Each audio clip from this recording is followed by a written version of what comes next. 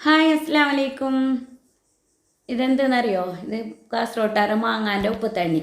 അപ്പോൾ നിങ്ങളെല്ലാം ഇങ്ങനെ ഉണ്ടാക്കിയിട്ട് നോക്കീനാ? ഇപ്പോൾ മാങ്ങാൻ്റെ സീസണല്ലേ, മാങ്ങ ബാടിയതും പൗത്തതും പച്ചതും എല്ലാം നമുക്ക് കിട്ടുന്നു. എത്ര മാങ്ങ ഉണ്ട് ഇപ്പോൾ, എല്ലായിടത്തും മാങ്ങ തന്നെയല്ലേ. അതിനെ കൊണ്ട് ഇപ്പം നിങ്ങൾ ഇങ്ങനെ ഒന്ന് ഉണ്ടാക്കിയിട്ട് നോക്കുക. ഇത് ഞാൻ ഒരു പൗത്ത മാങ്ങ, നല്ല മധുരമുള്ളതല്ല, പുളിയുള്ള മാങ്ങ, പൗത്തിട്ട് ബാടിയിട്ടുള്ളത് മാങ്ങ. ആ മാങ്ങാനെ ഞാനിപ്പോൾ ഉപ്പുതണ്ണിയാക്കുന്നുള്ളത്. അപ്പോൾ ഉപ്പ് തണ്ണിയാക്കുന്നത് എങ്ങനെയാണെന്ന് നോക്കാം. ഇപ്പോൾ ഇങ്ങനെ മുറിച്ചിട്ടെടുക്കണോ? ഇപ്പം ഞാൻ ഇങ്ങനെ മുറിച്ചിട്ടെടുത്തിട്ട് ഒരു പാത്രത്തിലേക്ക് ഇട്ടിട്ട് കൊടുക്കുന്നുണ്ട്.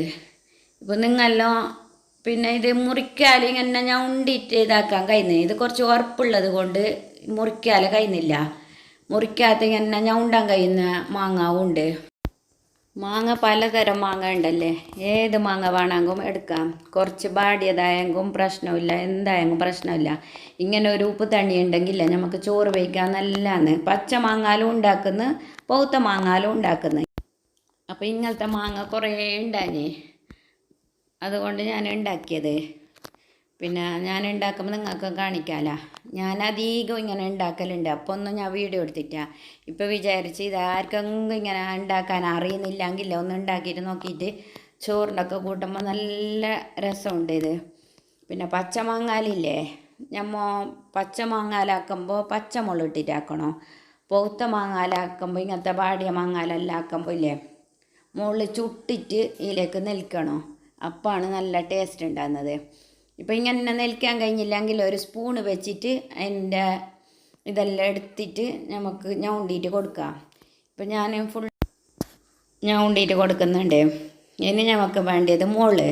ഇതിലേക്ക് ഞാൻ പച്ചമുളക് ഇടുന്നില്ല, 2 ഉണക്ക മുളക് മാത്രം ഇടുന്നുള്ളത്. പിന്നെ നിങ്ങൾക്കെല്ലാം കാരം എത്ര വേണോ അതിനനുസരിച്ചിട്ട് ഇട്ട് കൊടുക്കാം. ഞാനിപ്പോൾ 2 മുളക് ഇടുന്നുണ്ട്. ഇതിനെ ഗ്യാസിൽ വെച്ചിട്ടില്ല, നമുക്ക് ചുട്ടിട്ടെടുക്കണം. കുറച്ച് അതിൻ്റെ മണം വരുന്നത് വരെ നമുക്ക് തീയിൽ വെച്ചിട്ട് കൊടുക്കാം. ഇതിൻ്റെ ഈ മുളക് ചുട്ടതിൻ്റെ മണമെല്ലാം നല്ല ടേസ്റ്റ് ഉണ്ടാകുന്നേ ഇതിൽക്ക്. പച്ചമുളക് കൂടാ, പക്ഷെ ഞാനിപ്പോൾ ഉണക്ക് മുളക് ചുട്ടിട്ട് ഇട്ടിട്ട് കൊടുക്കുന്ന. ഇപ്പോൾ ഇത് ഈ മാങ്ങാക്ക് ഇട്ടിട്ടില്ലേ, നല്ല വാങ്ങല ഞൗണ്ടി കൊടുക്കണം. ചൊട്ടുണ്ടെങ്കിലും പ്രശ്നമില്ല, കൈയിട്ടെടുത്ത മുളക് ഇത്. ഈ വീഡിയോയിൽ കാണുന്ന പോലെ ഇല്ല, നല്ല പാങ്ങല ഞൗണ്ടിയിട്ട് കൊടുക്കണം.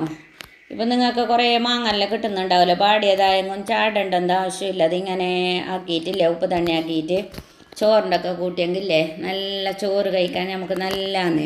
നിങ്ങൾ ആരെങ്കിലും ഇങ്ങനെ മാങ്ങെല്ലാം ഉണ്ടെങ്കിലേ കളയണ്ടാവുക, ഇങ്ങനെ ഉണ്ടാക്കിയിട്ട് നോക്കണം.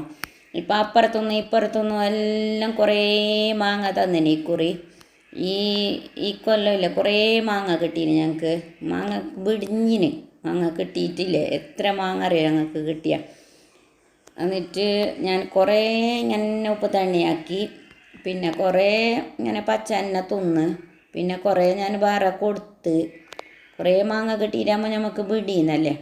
അപ്പോൾ നിങ്ങളെല്ലാം ഇല്ല ഇങ്ങനെ ഉണ്ടാക്കിയിട്ട് നോക്കിയിട്ടില്ല, അങ്ങ് ഉണ്ടാക്കിയിട്ട് നോക്കണം പോലെ മാങ്ങെല്ലാം ഉണ്ടെങ്കിൽ. ഇത് നല്ല ടേസ്റ്റ് ഉണ്ട്. ഞാൻ കുറേ ആയിട്ട് ഇങ്ങനെ ഉണ്ടാക്കി, പിന്നെ കുറേ ആയിട്ട് ഉണ്ടാക്കുമ്പോൾ ഞാൻ വീഡിയോ ഒന്നും ഇട്ടില്ല. അപ്പോൾ ഇപ്പോൾ ഞാൻ വീഡിയോ എടുക്കാമെന്ന് വിചാരിച്ചിട്ട് എടുത്തത്. അപ്പോൾ ഇതിനില്ല സ്പൂണിൻ്റെ ആവശ്യമൊന്നുമില്ല. ഇതിൻ്റെ മാങ്ങാൻ്റെ തൊലിയിൽ തന്നെ ഇല്ല സ്പൂണായിട്ട് ഉപയോഗിക്കുന്നത്. പണ്ടുണ്ടോറില്ല ഇങ്ങനെല്ലാം ഉപയോഗിച്ചുകൊണ്ടുണ്ടായി. ഇത് പണ്ട് മുതലേ കാസർഗോട്ടാർ ഉണ്ടാക്കുന്ന ഒരു ഉപ്പ് തണ്ണി. അപ്പോൾ നിങ്ങൾക്ക് ആർക്കും അറിയുന്നില്ലെങ്കിൽ, എൻ്റെ വീഡിയോ കാണുന്നവർ ആരെങ്കിലും അറിയുന്നില്ലെങ്കിൽ ഇങ്ങനെ ഒന്ന് ഉണ്ടാക്കിയിട്ട് നോക്കണം മാങ്ങ കിട്ടുമ്പോൾ. അപ്പോൾ നല്ല ടേസ്റ്റ് ഉണ്ട്. അപ്പോൾ ഇത്ര തന്നെ എൻ്റെ വീഡിയോ. ഈ വീഡിയോ ഇഷ്ടപ്പെട്ടാൽ ലൈക്ക് ചെയ്യാൻ മറക്കണ്ട. ആരെങ്കിലും പുതിയതായിട്ട് കാണുന്നുണ്ടെങ്കിൽ സബ്സ്ക്രൈബ് ആക്കിയിട്ട് എന്നെ കണ്ടു. ബായ്, അസ്സലാമു അലൈക്കും.